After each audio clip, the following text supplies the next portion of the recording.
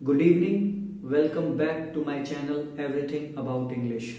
This is Naresh Kumar and I welcome you all. Today we are going to discuss about the fifth type of noun, that is collective noun. If you are thinking about what about four ones, you have to see the last video of mine on my channel. That would be noun part 1. उसमें मैंने आपको noun के 4 types पढ़ाए थे. Video की length को देखते हुए मैंने उसमें से 4 टाइप्स पढ़ाए थे. तो आज हम fifth type, that is the last type of noun. Total noun में 5 टाइप्स होते हैं. First proper noun, second common noun, third material, fourth abstract मैंने पढ़ा दिया था आपको, एंड फिफ्थ आज हम पढ़ेंगे कलेक्टिव नाउन, जो मेरी नज़रों में सबसे ज़्यादा जरूरी है. और नाउन में अगर कुछ सीखने के लिए आपको है वो है कलेक्टिव नाउन. थोड़ी देर से अभी स्क्रीन पे चलते हैं क्या लिखा है उसमें. लेकिन कलेक्टिव नाउन को मैं अगर ऑरली आपको समझाना चाहूँ तो कलेक्टिव नाउन कहते हैं किसी भी चीज की कलेक्शन को. Yes, collection of same particular thing, किसी एक निश्चित चीज की कलेक्शन को. आप अगर शूज लेने जाते हैं तो किसी शूज की शॉप पे जाएंगे, कपड़े लेने जाते हैं तो किसी कपड़े की शॉप पे जाएंगे. ऐसा नहीं हो सकता कि अगर आपको कहीं वॉच खरीदनी है और आप चल दिए किसी ऐसी जगह पर जहां पर सिर्फ 1 या 2 ही वॉच रखी है और बाकी उसका काम कपड़े बेचने का है, तो आप उससे कलेक्टिव नाउन नहीं कह सकते. कलेक्टिव नाउन का मतलब होता है किसी एक सेम चीज की कलेक्शन. मान लीजिए आपने किसी को इनवाइट किया घर पे कि आइए मेरी वॉचेस की कलेक्शन देखते हैं, मेरे पास कितनी सारी वॉच है, आइए मैं आपको वॉच की कलेक्शन दिखाता हूँ. आपने उसको सिर्फ एक वॉच दिखाई और कभी जूते दिखा रहे हैं, कभी चप्पल दिखा रहे हैं, कभी समोसा दिखा रहे हैं, कभी इंग्लिश की वीडियो दिखा रहे हैं, तो वो कहेगा मैं वॉच देखने आया हूँ.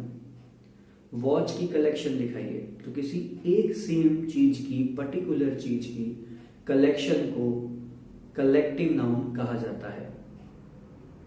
फॉर एग्जाम्पल आपने सुना होगा बुके ऑफ फ्लावर्स, यानी जो फूलों का गुलदस्ता होता है उसके ग्रुप को बुके कहते हैं. ये छोटे छोटे वर्ड्स आपने स्कूल में सीखे होंगे. Group of boys. तो आइए कुछ छोटे शब्दों से शुरू करते हैं, उसके बाद थोड़े एडवांस वर्जन पे चलते हैं कलेक्टिव नाउन के, जो शायद आपने पहले कभी ना सुना. पहला कलेक्टिव नाउन है ग्रुप ऑफ बॉयज या मैन. जी हाँ, मैन या बॉयज की कलेक्शन को आप ग्रुप कह सकते हैं. देखिए, इंसान है तो इंसानों की कलेक्शन को ग्रुप कहा जाता है, लेकिन भाषा में सबका जेंडर अलग अलग है, तो उनके लिए अलग अलग कलेक्टिव नाउन दिए गए हैं. इंग्लिश में बहुत सारे कलेक्टिव नाउन हैं जहां तक मुझे पता है. अन्य किसी दूसरी भाषा में भी हो सकते हैं, लेकिन मुझे इंग्लिश में जितना पता है बहुत सारे कलेक्टिव नाउन होते हैं. तो हमें उतने कलेक्टिव नाउन नहीं पढ़ने, लेकिन हमें इतना जरूर पढ़ना है कि जो हमारे एग्जाम में बेनिफिट हो, हमारे एग्जाम में जिसके लिए बेनिफिशियल थिंग्स हो हमारे लिए, वो हम पढ़ेंगे. तो पहले हमने पढ़ा कि बॉयज की कलेक्शन यानी मैन की कलेक्शन को क्या कहते हैं. रिमेंबर, सिर्फ पहला वर्ड ही कलेक्टिव नाउन होता है, सिर्फ पहला वर्ड, बाकी तो बताने के लिए किस चीज की कलेक्शन है. तो पहला है ग्रुप ऑफ बॉयज. तो बॉयज या मैन की कलेक्शन को क्या कहेंगे आप? ग्रुप. यही वर्ड होगा जो कलेक्टिव नाउन होगा. ठीक है. नेक्स्ट, ये जो वर्ड लिखा है इसे अलग अलग प्रोनाउंस किया जाता है. कोई इसे बेबी बोलता है, कोई इसे बीवाई बोलता है. जहां तक मेरी नॉलेज है आप इसे बेबी कहिए. बेबी कहना बेटर होगा. Baby of girls. हाँ, मैंने कहा ना अलग अलग जेंडर्स के लिए अलग अलग है. आपने ग्रुप ऑफ गर्ल्स भी सुना होगा, वो भी आजकल करेक्ट है, लेकिन ग्रामर में जो गर्ल्स की कलेक्शन को कहा जाता है वो होता है baby. Yes, you heard it right. That is bevy of girls, bevy of ladies you can say, bevy of female you can say. तो bevy of girls ये तो बताने के लिए हो गया, लेकिन कलेक्टिव नाउन क्या है? bevy. देखिए, हमें समझना पड़ेगा हम चीजों को पढ़ते क्यों हैं. वो इसलिए पढ़ते हैं क्योंकि हमें उस चीज की नॉलेज हो जाए. कहीं पे अगर किसी छोटे बच्चे की किताब में बेबी शब्द आ गए और आपको ना पता हो, तो हो सकता है वो छोटा सा आपका भांजा जो होगा, भांजी जो होगी, हो सकता है आपकी इंसल्ट कर दे, आपको इतना नहीं पता. तो हमें नॉलेज के लिए पढ़ना चाहिए चीजों को. धीरे धीरे हम ग्रामर में डीप जाएंगे ताकि मैं जो आपको पढ़ाने के उद्देश्य से यहाँ पर आया हूँ, आपको अच्छा लगे और आप मेरी हेल्प करें इस चीज़ में आगे बढ़ने के लिए। मोटिवेट कर दीजिए, वही मेरे लिए काफ़ी है, बाकी मैं काम अपना करता रहूँगा। तो बॉयज़ की कलेक्शन या मैन की कलेक्शन को क्या कहते हैं? ग्रुप। लेकिन फीमेल या लेडीज की कलेक्शन को आप कह सकते हैं, गर्ल्स की कलेक्शन को कह सकते हैं बेबी, और कहना भी चाहिए बेबी ऑफ गर्ल्स। रिमेंबर, यही पहला शब्द कलेक्टिव नाउन होता है। नेक्स्ट, इंसानों की बात हो गई तो अब चलते हैं जानवर पे। इंसानों के बाद जानवर पे चलते हैं। जानवर अलग जेंडर है, वो इंसानों में नहीं काउंट होते, तो उनके लिए अलग शब्द है। हिंदी में भी अलग शब्द है। इंसानों के लिए समूह कहा जाता है। मेरे दोस्तों का समूह है, मेरे दोस्तों का समूह आ रहा है पार्टी में, अगर आप हिंदी में कहते हैं तो। कभी आपने हिंदी में दोस्तों के लिए झुंड शब्द का इस्तेमाल किया है? मम्मी मम्मी आज पार्टी रखना है, मेरे पार्टी में ना 10 दोस्तों का झुंड आ रहा है। मम्मी कह के दोस्त लाया या भैंस? इसलिए तो याद रखना, इंसानों के लिए अलग नाम है इंग्लिश में और जानवरों के लिए अलग कलेक्टिव नाउन है। उसको आप हर्ड कहते हैं हिंदी में, सॉरी इंग्लिश में हर्ड कहते हैं, और हिंदी में हम उसे झुंड के नाम से जानते हैं। तो जब जानवर की बात आती है तो आपको कहना पड़ेगा heard of animals. I am repeating again and again, किसी को ऑकवर्ड ना लगे। पहला शब्द ही सिर्फ कलेक्टिव नाउन होता है, बाकी तो बताने के लिए होते हैं। और हम छोटी क्लास में पढ़ते नहीं, छोटे बच्चे हैं नहीं कि हमें बार बार बताना पड़े। ठीक है, नेक्स्ट जो लिखा है that is pride of lions. जी हाँ, जो लायंस होते हैं यानी लॉयन होते हैं, उनके ग्रुप को आप प्राइड कहेंगे। हाँ, ये शायद आपके लिए नया हो, लेकिन लॉयन के ग्रुप को प्राइड कहते हैं। ऐसा समझ लीजिए कि शेर जो है जंगल का राजा है और राजा अपने प्राइड से चलता है, तो इसको इस ध्यान में, इस बात से आप उसे याद रख सकते हैं। तो प्राइड ऑफ लॉयन यानी कि लॉयन का group, that is pride in English. Remember, ये शायद आपके लिए नया था, तो इसमें प्राइड शब्द हुआ collective noun. Flock of sheep, जितने छोटे छोटे भेड़ जानवर छोटे छोटे होते हैं उनके ग्रुप को फ्लॉक कहते हैं। शीप उनमें से एक है। याद रखना, शीप में आप एस नहीं लगा सकते, सब में एस लगा हुआ है क्योंकि इनका प्लूरल बन सकता है। शीप का प्लूरल अपने आप में ही शीप होता है। आप इसे सिंगुलर दिखाना चाहें तो आ शीप, वन शीप कह सकते हैं। प्लूरल दिखाना चाहें तो मैनी शीप, एस नहीं लगता। 2 शीप, 5 शीप, एस मत लगाना। तो इसलिए मैंने ग्रुप तो दिखाया है कि शीप बहुत सारे हैं, शीप के ग्रुप को फ्लॉक कहते हैं, लेकिन शीप में मैंने एस का यूज नहीं किया। तो मैं यहां पे लिख देता हूं कि इसमें एस का यूज आपको नहीं करना है। Next is staff of employees. जी हाँ, बच्चों को लगता है जब भी मैं किन्हीं को पढ़ाता हूं तो उनसे पूछता हूं स्टाफ किसे कहते हैं, तो कहते हैं सर टीचर का स्टाफ। देखिए, टीचर के स्टाफ की बात नहीं है। स्टाफ का मतलब होता है एम्प्लॉइज का ग्रुप। जी हाँ, सबके लिए अलग अलग शब्द है भाषा में। तो एम्प्लॉइज के ग्रुप को स्टाफ कहते हैं। और चाहे वो एम्प्लॉइज कहीं के भी हो, स्कूल के हो तो टीचर, ऑफिस के हो तो एम्प्लॉय, अलग अलग ग्रुप, अलग अलग नाम। इसीलिए एम्प्लॉइज के ग्रुप को क्या कहते हैं? Staff. Next, team of players, खिलाड़ी। तो टीम ऑफ प्लेयर्स में जो टीम शब्द है वो कलेक्टिव नाउन है, याद रखिएगा। और प्लेयर्स आप जानते हैं, बहुत सारे खिलाड़ी होंगे तो प्लेयर कॉमन नाउन है, अगर आपको याद हो तो याद रखिएगा, क्योंकि इस वीडियो में मैं आपको भी नाउन फ्रेज, नाउन क्लॉज के बारे में बताऊंगा ताकि आपको पता चल सके। अगर आपने मेरे पिछली वीडियोस नहीं देखे तो पहले वो वीडियोस देख के आइएगा ताकि आपको ये वीडियो क्लियर हो, अदरवाइज आपको लगेगा कि मैं क्या पढ़ा रहा हूँ। तो इसलिए रिक्वेस्ट मेरी है, जो भी नए हैं मेरे चैनल पे, मेरे पिछले वीडियोस देख के जरूर आइएगा ताकि इस वीडियो में आपको अच्छे से क्लैरिटी मिल पाए। तो टीम ऑफ प्लेयर्स में प्लेयर क्या है? कॉमन नाउन है, बहुत सारे होते हैं, लेकिन उनकी कलेक्शन को एक शब्द में आप क्या कहते हैं? टीम। ओके, तो आइए नेक्स्ट कुछ और एडवांस है कलेक्टिव नाउन, उनको भी देख लेते हैं। उसके बाद हम पढ़ेंगे नाउन फ्रेज क्या होते हैं।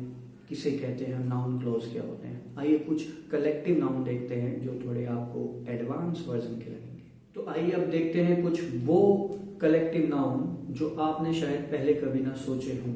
ये दिखने में कलेक्टिव होते नहीं हैं, तो कुछ कलेक्टिव होते हैं जो आपको शायद हजम ना हो कि ये कैसे होता है भाई। तो शायद मैं आपको समझाने में पास हो पाऊँ।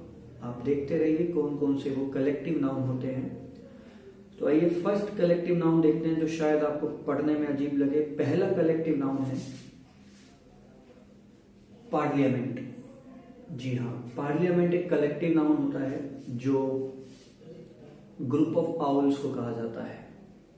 जी हाँ, आपने सही सुना, उल्लुओं के ग्रुप को पार्लियामेंट कहते हैं।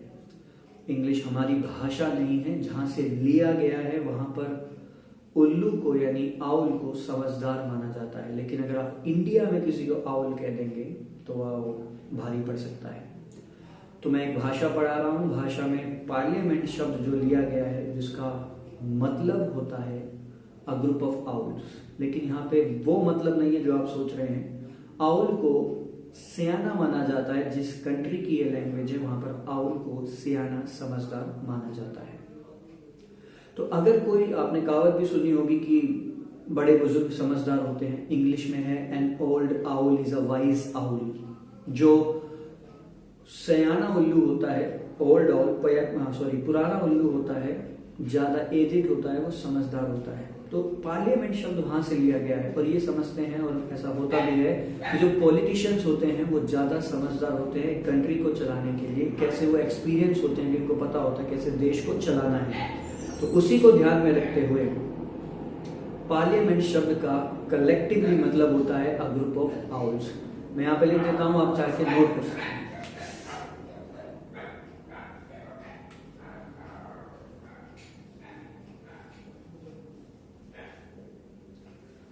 ये जो गाने गा रहे हैं इनको माफ करिएगा।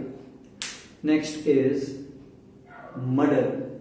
हाँ, ये मूवी वाला मर्डर नहीं है और ये नाउन वाला किसी की हत्या कर देने वाला मर्डर नहीं है। इसका मतलब होता है collectively is called group of crows. जी हाँ, कौवे के ग्रुप को, क्रोज के ग्रुप को आप मर्डर कहते हैं। Yes, you had it right, crows के ग्रुप को मर्डर कहा जाता है। ऐसा माना जाता है कि जहां पर बहुत सारे कौवे चील मंडरा रहे हैं, आपने एक हॉरर मूवीज वगैरह में देखा होगा कि जहां पे बहुत सारे कौवे चील मंडरा रहे हैं, वहां पर कोई ना कोई चल बसा होता है। उसी को ध्यान में रखते हुए ये वर्ड निकला है इंग्लिश में murder as a collective noun. वो खून वाला नहीं, वो वर्ब होती है।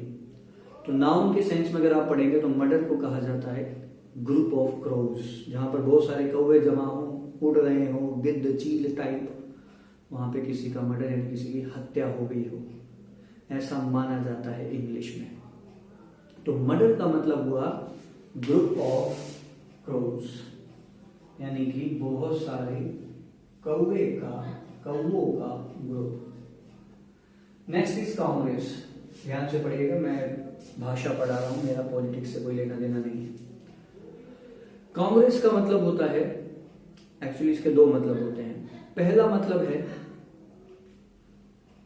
ग्रुप ऑफ हैप्पी पीपल, खुशनुमा लोगों का ग्रुप। कांग्रेस का एक मतलब है। एक वर्ड इंग्लिश में होता है कॉन्ग्रीगेशन, कांग्रेस से ही बना है, जिसका मतलब होता है ओपन इनविटेशन। कॉन्ग्रीगेशन, जागरण वगैरह होते हैं, आप चले जाइए, आपसे वहां पे कोई कुछ नहीं पूछता, आप कहाँ से आए हैं, आई कार्ड दिखाइए, ऐसा कोई कुछ नहीं पूछता। ओपन इनविटेशन है। बहुत सारी जगह पे कॉन्ग्रीगेशन क्लासेस भी होती है, आप जाके देख सकते हैं, बैठ सकते हैं, पढ़ सकते हैं, समझ सकते हैं, जागरण कथा टाइप। तो कॉन्ग्रीगेशन से ही कांग्रेस शब्द बना है, जिसका मतलब होता है ग्रुप ऑफ हैप्पी पीपल। और कांग्रेस का एक दूसरा मतलब भी होता है ग्रुप ऑफ बबून्स, जो अब इंग्लिश में आउटडेटेड है, यूज नहीं किया जाता, लेकिन भाषा में एग्जिस्ट करता है। ग्रुप ऑफ बबून्स का मतलब होता है लंगूर का ग्रुप या लंगूरों का ग्रुप। हाँ जी, कांग्रेस के दो मतलब है, एक है ग्रुप ऑफ हैप्पी पीपल और दूसरा है ग्रुप ऑफ बबून्स।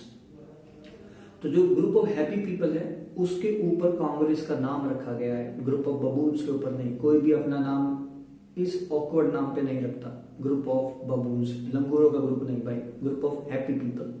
तो कांग्रेस के दो मतलब है as a collective noun. First is group of happy people. अगर ये आपको विजिबल नहीं है तो ऑडिबल तो जरूर होगा। कांग्रेस का दूसरा मतलब होता है group of baboons, BABOONS।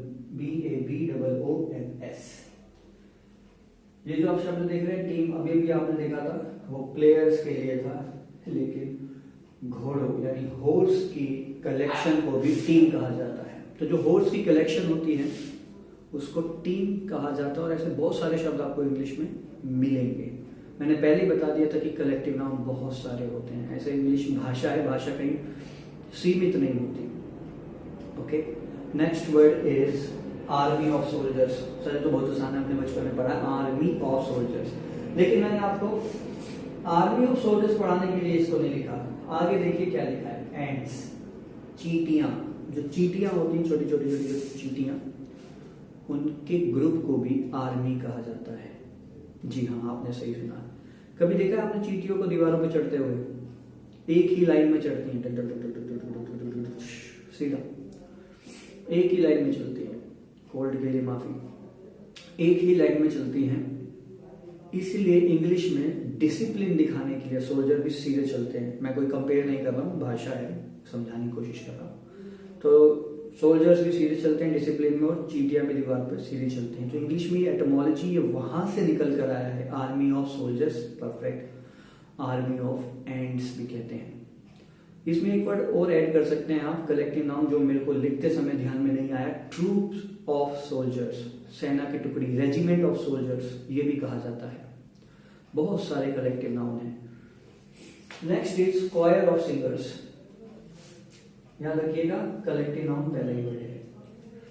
The next word है that is choir of singers. Choir of singers का मतलब होता है सिंगर्स यानी गाने वालों की, गायकों की मंडली। जो गायकों की मंडली होती है उसको इंग्लिश में क्वायर कहते हैं। याद रखना, इसका प्रोनाउंसिएशन क्वायर है। इसे चोर मत पढ़ लेना, छोरे मत पढ़ लेना, इसको कहते हैं क्वायर। क्वायर यानी कि मंडली। किसकी मंडली? सिंगर्स की। Next, panel of experts. Expert लोग होते हैं ना, बहुत सारे एक्सपर्ट, उनके ग्रुप को क्या कहते हैं आपने देखा होगा, पैनल। टीवी में एंकरिंग न्यूज डिबेट में जो आके बैठ जाते हैं बहुत सारे, कहते हैं कि आज हमारे पास पैनल ऑफ एक्सपर्ट्स हैं। पैनल का मतलब ही होता है बहुत सारे एक्सपर्ट लोगों का ग्रुप, समूह, कलेक्टिव। तो उनको आप पैनल कहते हैं। अगर आप एक्सपर्ट, आपने एक शो देखा होगा सारेगामापा, उसमें बहुत सारे जजेस होते हैं। इंडियन आइडल में भी 2 3 4 जजेस होते हैं।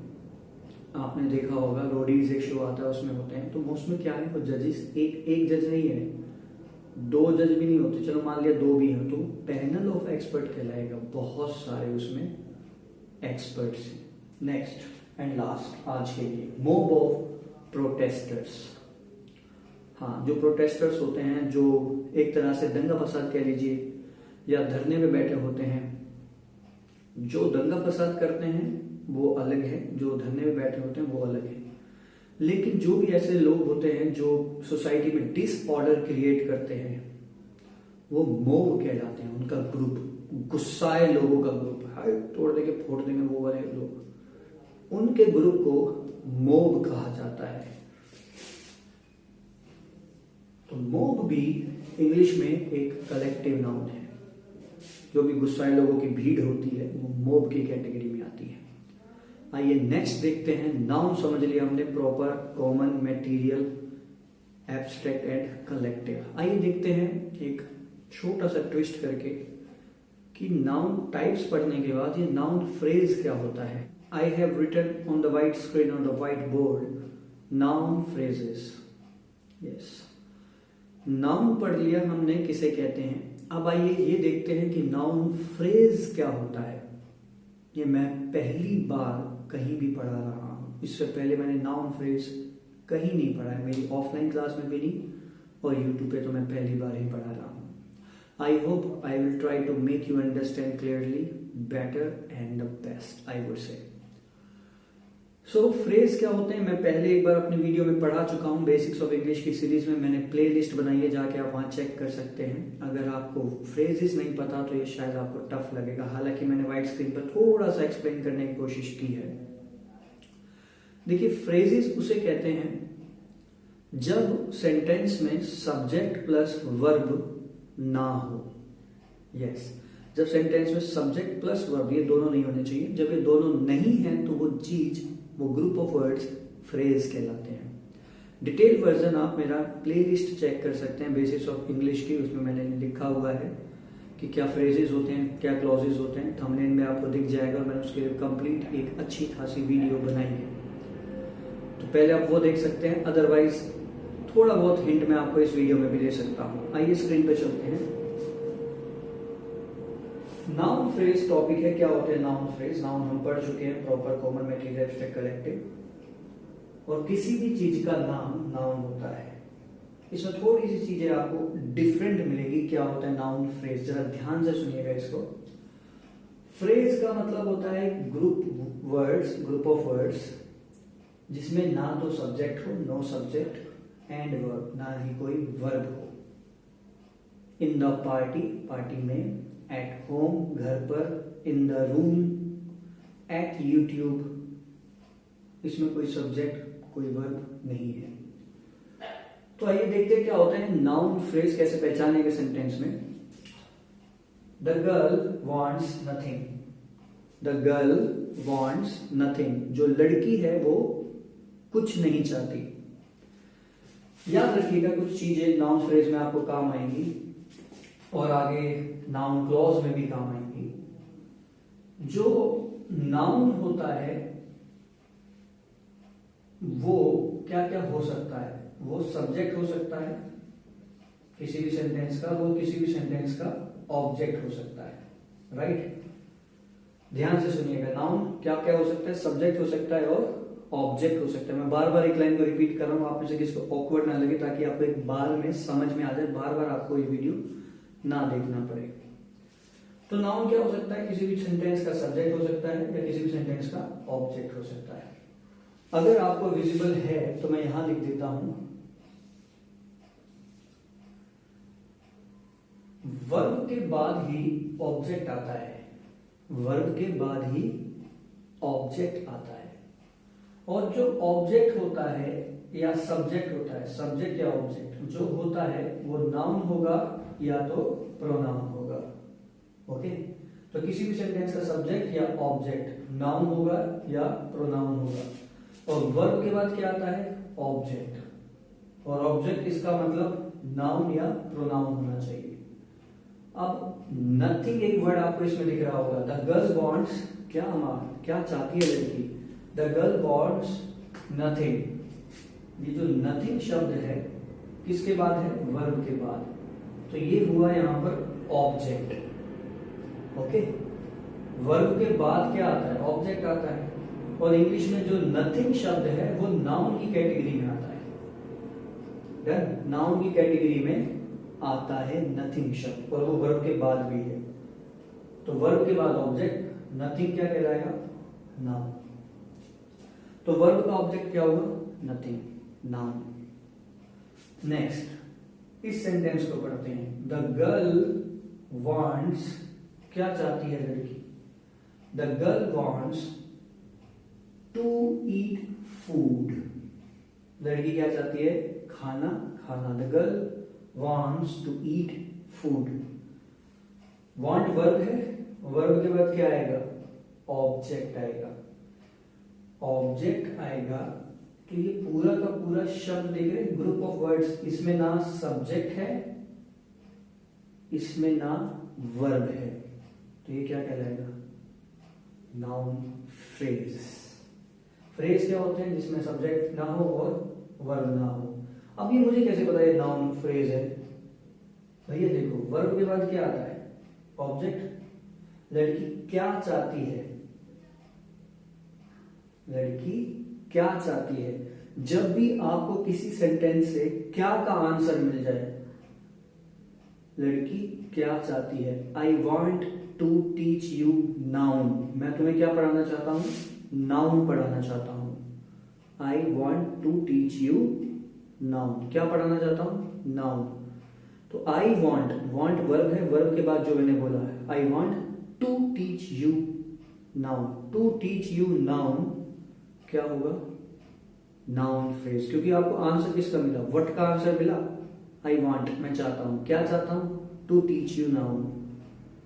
जिसका आंसर आपको क्या से मिल जाए वो नाउन फ्रेज होता है। एक बार दोबारा देखें। द गर्ल वांट्स, लड़की चाहती है क्या? क्या चाहती है? टू ईट फूड, खाना खाना चाहती है भाई। इसमें कोई सब्जेक्ट दिख रहा है? टू ईट फूड में वर्ब दिख रही है? नहीं। तो जब सब्जेक्ट और वर्ब नहीं होती वो क्या चीज कहलाते हैं? फ्रेज। और आंसर किसका मिला आपको? क्या लड़की चाहती है, क्या चाहती है, क्या आंसर जो मिल जाए तो वो कहलाता है नाउन। लेकिन उसमें कोई सब्जेक्ट प्लस वर्ब भी नहीं है तो हम क्या बोलेंगे उसे? फ्रेज। तो कहलाएगा नाउन फ्रेज। अभी भी समझ में नहीं आया तो एक नेक्स्ट एग्जांपल देखते हैं। वी हेट, हमको नफरत है। ये सब्जेक्ट है प्लस वर्ब है, इसको मत देखिए, ये तो क्लॉज है, हम तो नाउन फ्रेज की बात कर रहे हैं। ये सब्जेक्ट है, ये वर्ब है। ओके, तो सब्जेक्ट प्लस वर्ब, वर्ब के बाद क्या आता है? ऑब्जेक्ट। आंसर ढूंढिए, आपको क्या का आंसर मिल रहा है? वी हेट, हम नफरत करते हैं। क्या नफरत करते हैं भाई? We hate talking to irritating people.